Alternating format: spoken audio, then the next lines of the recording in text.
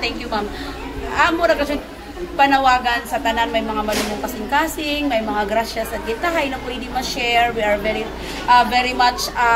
kumbaga willing, open, and ako na pasalamat gadyo John sa amo kung may mag-donate kay imagine ka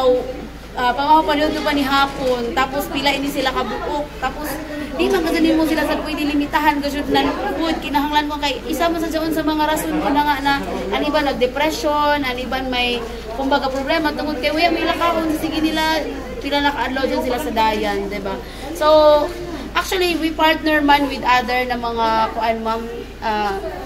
dati ang Gateway na partner kami, dili sa dito mga leftover na mga di nagasud kuan pwede. At kumbaga, dyan may mga function gani na sobra-sobra na dili na dayhonan ilang mga, kumbaga na ilang customer, ila sa dayhon dili sa ato.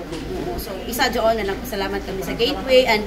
hoping na iba ng mga restaurants, iba ng mga hotel, for as long as matanaw nato na healthy and limpyo, pagkasud siya, dili pa sad makadaot sa ato mga iton mga wards diri, we are very open gajud no to receive donations na ginahanglan gajud kami kay lagi way ni sa ato budget no, so ang sustainability na ini nagdepende kami sa tabang ng tanan. Oh. Okay, palibawan sa facility nato sila sa rooms, battery yaki, handod kun